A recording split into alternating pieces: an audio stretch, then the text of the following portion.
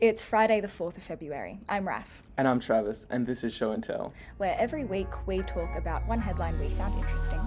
But neither of us know the headline, and we only have 4 minutes instead of 3. Not quite enough minutes. We've got 4 minutes to explain it to each other. So let us get into it.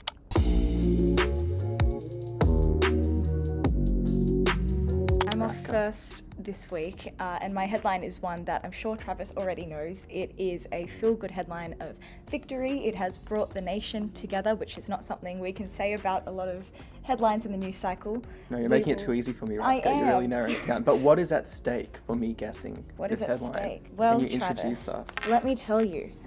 We have this shining trophy of victory at stake. Can you give me the backstory behind such a medal? So this Rapt microphone was developed by Rapt's very own unofficial prop master, Verin. We'll tag her in the end credits. Thank you. And the person who guesses the most headlines, the most news savvy of the two of us, News-savvy. will go home. We'll get to take home the Rapt microphone.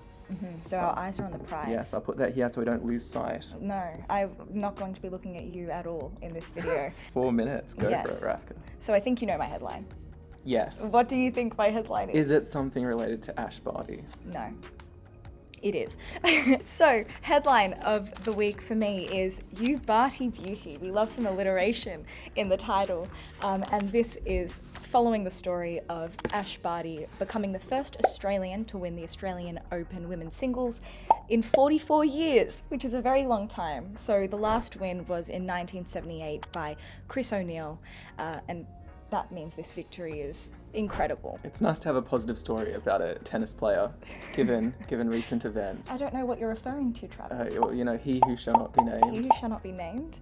Ash Barty is a figure who is beloved, and I think that's why there is so much love being thrown behind her and this victory. You have sports columnists saying that she should be bowed to by Tennis Australia, and incredible figures and sports names throwing their support behind her. So Rod Laver, who the arena that she played on is named after, sent out a tweet congratulating her on being Grand Slam champion on 3 different surfaces, which is a big thing. 3 different surfaces, like gravel, sand, and... I'm going to tell you the exact... grass, hard, and clay courts. And so it is an incredible feat, yeah. and Barty is now joining the likes of Serena Williams and Roger Federer, and these incredible international elites. And her humble response to her win is something that I guess adds to the beauty and the charm of her sportsmanship. 40 seconds on the clock. 40 seconds on the clock. Okay, so let me tell you about the emotional scene that unfolded Tell me about at the her emotional victory. scene that unfolded at her victory. So she is the second First Nations woman to win the tournament.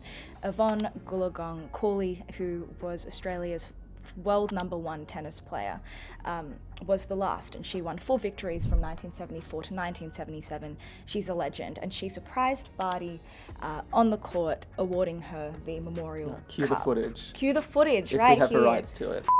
Barty's response was very emotional. She said it was hell of a surprise to see such a legend, another First Nations woman, enjoying in her victory. Kathy Freeman was also in the audience, so it was a beautiful story. Made me happy among some other devastating news headlines. And that's Feels good it. to start with a nice story this time. I'm nervous for yours, Travis. All right. Are you ready? Okay, look away from Look the away. laptop. Okay, I'm going to start my 4-minute timer. 4-minute timer. Okay, so the headline is blank, a long-held dream, but for whom and at what cost? You're making this so hard. What's a long-held dream for you, Rafqa? A long-held Surely dream. you have long-held dreams. The Rapt microphone. I'll give you a You are hint. the cost, Travis. I'll give you a hint. Okay. It was described by Crikey, the Okay. news outlet, as Yeah. a boondoggle. A boondoggle? A boondoggle. A boondoggle. Okay, I don't think you're going. Wait, no. Do you have any? Okay, Let final me have a guess. I'm wasting your time. Say it. Yep. Okay, so it's the Australia's Inland Rail. Oh, Yeah. I actually guessed that last week. Oh yeah, did you? Tell me about the Inland Rail and why is it called a boondoggle? Well, I'm not quite sure about I can answer the boondoggle question. Boondoggle? Okay. Because that, put up a definition of that Australian slang word that still confuses me. But basically the proposition is Are you sick and tired of transporting your fresh food, packaged goods, hardware, white goods, and bulk goods like steel, paper, and coal by truck? Yes. Me too. Then look no further than the Inland Rail from Brisbane to Melbourne. Incredible. Emissions What is it? down, travel time cut, costs slashed.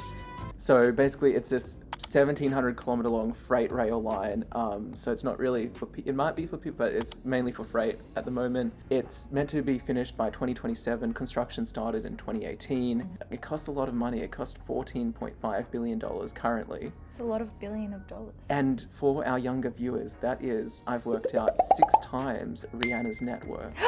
What? Nearly She has 6 a baby. times. She has a mouth to feed. Yeah. It's ridiculous. So, but Tram. basically, it's meant to keep pace with freight demands of population growth, better link farmers and businesses to other markets, reduce our reliance on roads. The freight demand is just going up. And also provide new opportunities for regional Australia. And that last point is the one that a series of Guardian Australian articles and one major investigation by them have been looking into. Ooh. And that uncovered cultural concerns from First Nations peoples, claims of inadequate community consultation, towns that were avoided altogether by this line, farms that were like cut into pieces by the rail line going through, and the rail line creating flooding issues for some farms as well, because it's kind of like a bit of a mini dam wall, if you can imagine that. So it's causing more problems than it's fixing. From the point of view of some people, yeah. And if you're thinking, well, what about all of those benefits? Yeah, all those benefits. Yeah. Well, there was a 2021 Senate inquiry. Oh no. And the title of that inquiry, I think it really speaks for itself. It was... Boondongle? But it was titled Inland Rail Derailed from the Start. Sorry, can we just give a round of applause for the Senate inquiry I know, title? which, whether you agree with this rail or not, is just objectively like a great name for a report. A great name! Props to those senators, shout out. Better than Barty Beauty. Okay, I'll quickly finish up. But basically, they reviewed it and they want an update of the 2015 business case, which led to this rail being kind of developed in the first place. It's due to the cost blowouts, it's blown out. It used to cost just 2 Rihannas. That's just like 4.7 billion. But now it's blown out completely, and they've heard expert opinion that costs may increase to 20 billion. I don't even know how many. I don't know. I didn't work out that one. Sounds like a lot of Rihannas. Yeah, more than 6 at least. No. But the government this week, or last week now, they've rejected the most substantive first 3 recommendations regarding the cost and the business case. They did support 10 out of the 26, but the most substantive 3 have been rejected. And so it's not looking good. Well, it's looking quite contentious. But I'll link all those articles down in the comments because there are positive points, there's negative points. It's a huge infrastructure project. There we go. Tennis and trains. Tennis and trains. Tennis and... Oh, we have alliteration. Oh yeah, we do. Tennis and trains. Body beauty, tennis and trains. This is a... Badongle. Okay, Thank you for watching this week's episode. I'm going to get the... Yeah. I have taken some creative liberties because the rail line has not been completed, so there aren't any photos of it operational, but I think this is a faithful representation. Of the boondongle. And this is Barty the Beauty. 4th of Feb, show and tell.